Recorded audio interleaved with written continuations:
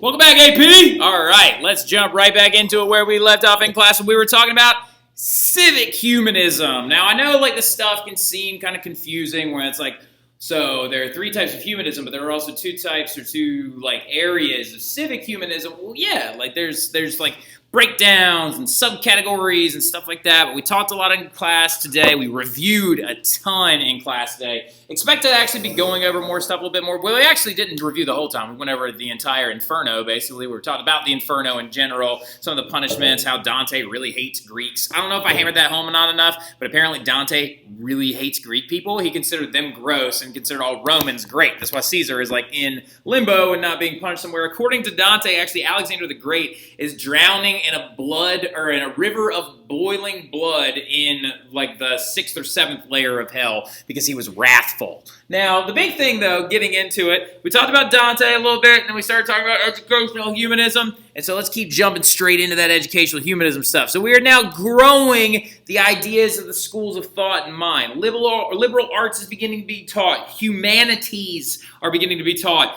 at these universities that were formerly just like theologians' colleges and things like that. So humanist schools began to open up all over the place. Now, the really, really cool thing about it, though, is as they began to open, they began to teach a lot more different stuff. They taught Latin, grammar, or excuse me, that's not three things. Latin grammar and rhetoric was a really, really big one. Roman history was another massive one as well. Political philosophy is a really, really big one as well. Greek literature and philosophy. So as you can tell, this is much more of a study, again, hinging on the gifts that the Greeks and the Romans had bestowed upon modern-day society. The things that the Middle Ages lacked is the things that they're trying to hope that everyone begins to study. So some of the earliest schools, though, that are beginning to educate the children of nobles, not just university students, are going to begin to pop up in northern Italy. And why is that? What three cities are super important that actually exist in northern Italy? Florence, Venice, Milan, right? Those areas in different places are going to begin to have schools that educate not just university students, but also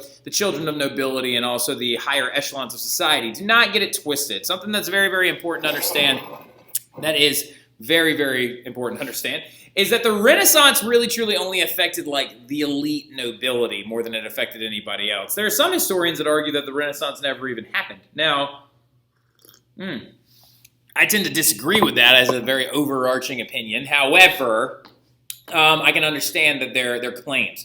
Now, the big thing, though, is as these early schools begin to pop up, the thing is going to spread. This idea of teaching people a well-rounded education with a more universal understanding of the way the world works and the way society works is going to spread as far as Germany, as far as the Alps, as far as many other different locations as well. So you're talking about a massive spread, a cultural spread of these new and interesting facets of educating people, rhetoric, history, what little understanding of science they had. Mathematics also not a really, really big one. So actually, ironically enough, the stuff that I teach is the most important stuff according to Renaissance philosophers.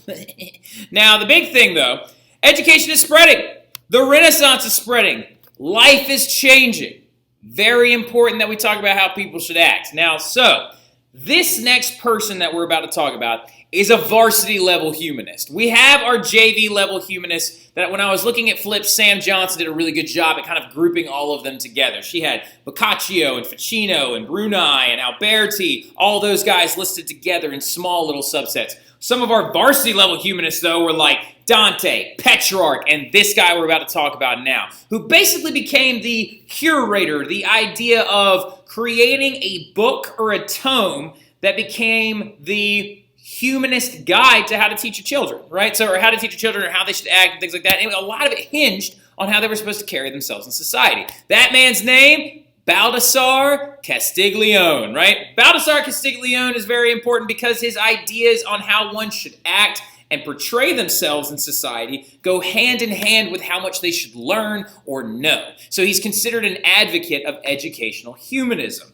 Now, fun fact, this is what he looked like as a sweet beard. I wish I could grow one like that. Unfortunately, I can't. Now, the big thing, though, about Baldassare here, besides his funny hat, is this portrait was actually painted by none other than Raphael Urbino himself, the actual painter and designer behind the School of Athens. Rufino, you did a great job. You already know your stuff. It's very, very important and it's very, very impressive. Now, the thing, though, going forward is his book. The thing he wrote was known as the courtier, right? The courtier, also known as a guidebook to discipline and the courtly gentleman, right? So something that we need to discuss really, really quick. Very important that we get this. I'm going to throw up an image of what a court looked like in the Renaissance era. This right here is court life.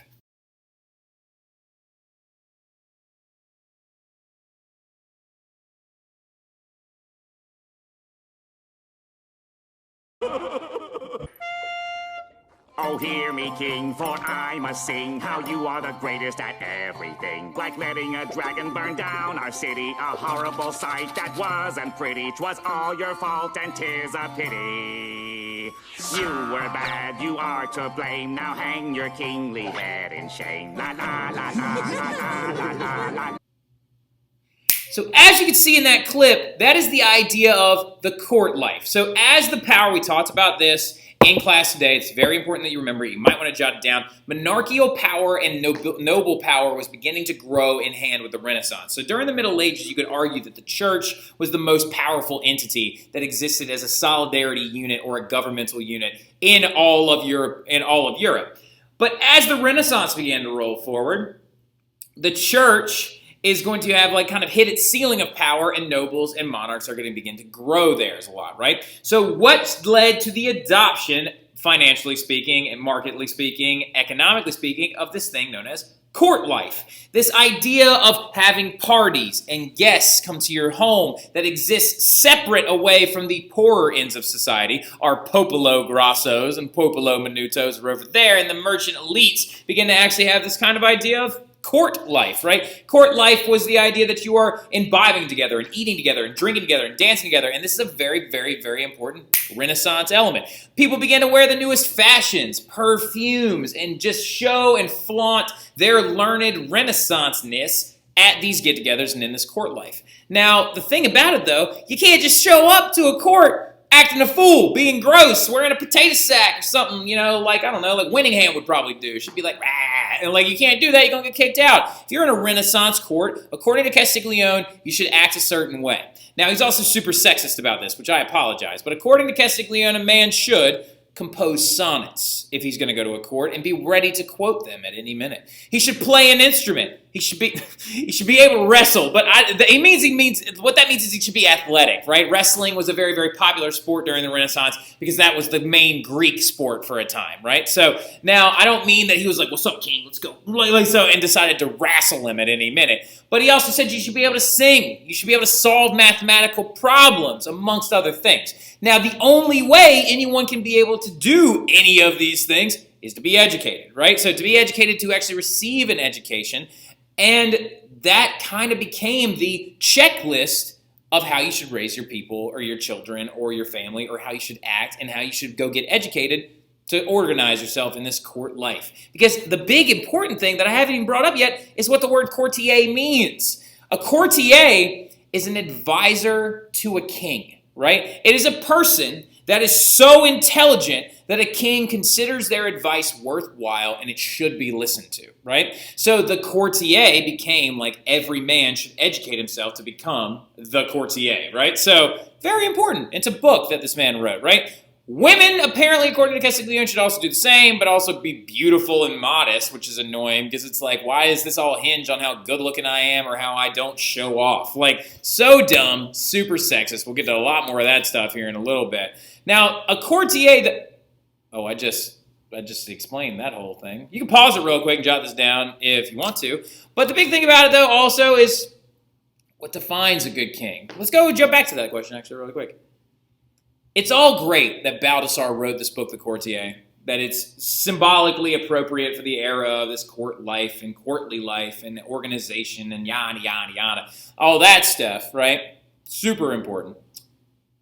But there's one thing we're leaving out. How's the king supposed to act? Wait a second. He's being advised by these smart people. Is this king supposed to listen to him? Is he supposed to ignore them? How educated is the king supposed to be? How smart does he need to be? What should we do if our king is not intelligent, right? So the big thing about it is this then leads into your other end of civic humanism, the governmental end of civic humanism, right? So politics in Italy are very, very interesting. So the Italian cities are not unified, right? Milan existed separately. Venice existed separately. Florence existed separately. And then you have your other big ones too, Genoa, Pisa, Kingdom of the Two Sicilies, the Papal States. It was a fragmented area. These places had either raised armies or hired mercenary ones to get things done for them, right? And all these city-states were ran behind the scenes by wealthy families. You had the Sforza in Milan, originally the Visconti family, right? You had the Medicis in Florence, which we're going to hammer those guys home a lot tomorrow when we review in our warm-ups. You had them. You had multiple different ones in Venice. You had the popes and their regime, actually most of them coming from these northern cities, from these famous families, right? Leo X was a Medici pope. We'll talk about him later on. We'll get to the Reformation. Good job, Cortez. I guess we'll call you Cortez from now on because you're not good enough to be a Grace because you don't like art. But the big thing about it is massive resentment towards one another, right? These places, as they began to grow in power, held and harbored a lot of resentment towards one another. If one got stronger, the others would rise up against them, right? So whenever one tried to gain any little bit of power or wealth or territory, one of the other big three, or they would unite together and try to suppress them, right? So a really good example of this is when Charles VIII of France united with Milan. Now, check this out. Milan, remember we talked about this, was always kind of like the smallest of the big three always, right? Milan was a trade hub. It made some textiles, but it wasn't like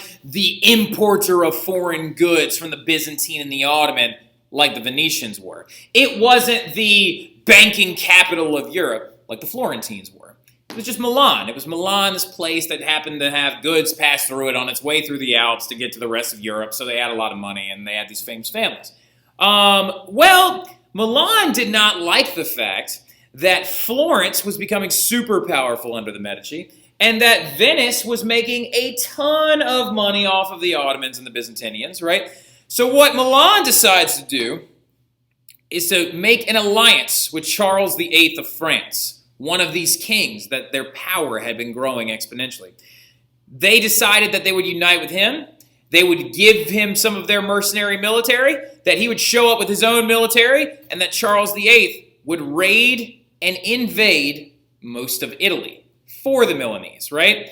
Now, put pause on that story for a second, because we're going to come back to it, okay? But just remember, Milan hired, basically, the King of France to raid and suppress the growing power of other places throughout Italy, even the Papal States. Now, the thing about it is, what do the humanists think of this? What do these humanists think of the idea that the Milanese government was trying to, like, co-opt an alliance and destroy other people, right? Did that make the leaders of Milan good leaders? Well, Bruni would argue no. He's like, that's disgusting. Bruni, Leonardo Bruni, who loved Cicero, who connected the fall of Rome to the lacking of Latin language growth in the Roman Empire, thought, no, we should run governments like the Romans did, in a republican style, right? Where we elect all of our leaders, they debate and pass laws together, right? That's what Bruni thought. He said that republicanism is the best, right? Plato advocated for the philosopher king, right? This was also advocated for by Ficino as well. Marsilio Ficino said, Plato is right. The philosopher king is where it's at. You want a man that is so stunningly, amazingly intelligent that he can figure out problems on his own without the advice of others necessarily. And Plato, oftentimes it is believed, saw his philosopher king in the image of Marcus Aurelius. Now, Marcus Aurelius lived over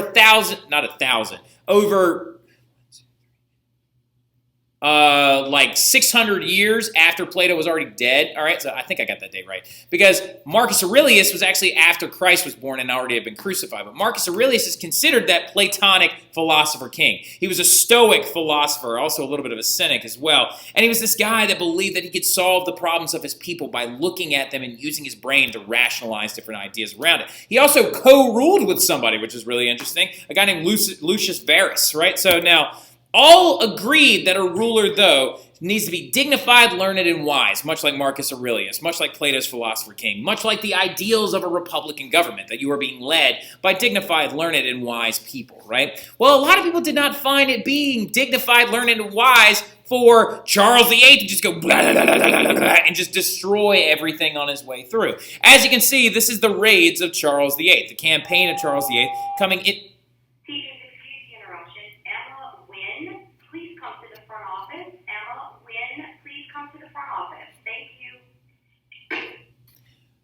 as you can see, like he's coming all the way through Milan, passing through this area, coming down, attacking Florence and Siena and these other different areas, going all the way to Naples and coming all the way back. A lot of people did not consider this dignified nor wise, right? But this is a vestige of how medieval kings operated, right? Medieval kings operated in the idea of my army is bigger than yours, so I'm going to destroy you, right? So this is a little piece of the Middle Ages that's still kind of hanging around, nagging the early Renaissance period, right? And a fun, interesting thing happened, and it's going to affect everything. This guy right here that we're about to talk about is kind of like a rock got dropped into a still puddle, and the ripples affected everything for the rest of time, right? His name is Girolamo Savonarola, all right? So say it with me, Girolamo Savonarola. And before you think anything about this guy, no, he is not a Renaissance humanist, okay? He is a very weird, creepy monk that I don't know why looks like an absolute skis bag in this picture. Like, why are you side-eyeing the person painting you? This is really gross. Where is your hair? He's like if that Kai Lan guy you were talking about grew up and like turned into a priest. That's what this dude looks like. So the big thing about it, though, Girolamo Savonarola was a Florentine monk. He lived in Florence under the Medici reign, and he said that I prophesize that the next Cyrus is going to come through here and destroy the evil and wicked Medici family because Florence has become too proud, right? So Girolamo Savonarola basically gave these really intense sermons, right? And y'all know what a sermon is, right? It's like Father Andrew when he does his thing up at the front. So, but imagine for a moment Father Andrew apparently had no hair and was a really, really big weirdo. Now, the Girolamo Savonarola, though, said in this prophecy, he was like, a king will come through Florence and destroy everything we have built because we have become too vain, right? He said that Florence was distracting its ideals from God under the Medici family because they were painting art and building buildings and wearing perfume and having big dresses and jewelry and all this stuff, and that God was going to punish them and send someone there to destroy their city. Now, everybody tried to wave him off, originally being like, shut up, dum-dum. Problem is Charles the Great did show up. But see, the funny thing was he didn't call him Charles. He called him a new Cyrus, right? Something that you need to know is Cyrus the Great was one of the biggest and most powerful kings of Persia, right? He's in the Old Testament. He actually existed long before Christ was ever even born. And he is considered a great leader kind of king because he conquered the entire Middle Eastern area and gave more rights to the Jewish people, which is why in the Old Testament he is considered Cyrus the Great, right? So Charles is what Girolamo Savonarola was saying the new Cyrus would be. That the Charles invasion would cause the cleansing of Florence and the betterment of their people. And so when Charles finally invaded, the people of Florence were like, ah, that creepy monk guy is right. And they banished the Medici out of Florence altogether, right? They literally took their leadership away and banished them out. And it went to this guy named Piero Soderini, right? So the Soderini family, and the Soderini became a later ruler or whatever, but Girolamo Savonarola took over straight up control over all of Florence, and he would begin to rule over them, being like, Sav is just like short for Savonarola, right? He said having nice clothes and cosmetics and makeup and these books and knowing how to read all this different stuff and musical instruments and poetry would lead to sin. So he actually had this big event called the Bonfire of the Vanities, right? And we're going to go to this place in Italy. In Italy, we will actually go to where the Bonfire of the Vanities happened, right? The Bonfire of the Vanities was when he told all the people of Florence to bring their vain things that brought Charles into their lives and burn them. And so they made this giant pile of dresses and makeup and books and like art and tapestries and all these things. And the people of Florence burned this fire and basically adopted this idea of this Savonarola-style cult, right? And he even called out the Pope at the time, which I believe was either Alexander VI. Not to look it up, all right? So it's either Alexander VI or I don't think it's Julius II, but it's one of these guys, like it's one of your 1500s popes. He called out the Pope at the time, and his popularity faded away really, really quickly, right? Because the Pope was like, you need to calm it down. You're stifling the growth of the Renaissance. You're freaking people out. We like the fact that they're making more money because what happens to the tithe of the church if people are making more money? That goes up as well. So the Pope told him he needs to back off and he needs to stop doing all this crazy ruling in Florence. And what ended up happening is Savonarola refused. And so what the Pope does is he has him excommunicated, tortured, and then burned at the stake, right? So Savonarola ends up getting burned at the stake by the Pope for these actions, right? Now remember, some of you are like, how did he even let it happen in the first place? Remember, this is the 1400s, 1500s, or excuse me, this is the 1500s. Things take a little while to carry over a great distance, right? And so invasions of Italy would continue, but they would not unite or centralize anybody. We're going to get to that in a second, okay? So that's kind of a pointless thing. You didn't need to write that down. But this guy is going to show up in the aftermath. Niccolo Machiavelli. We're going to talk about him in class tomorrow. I hope you all had a great first day. I'll see y'all again soon, AP. Y'all have a good one.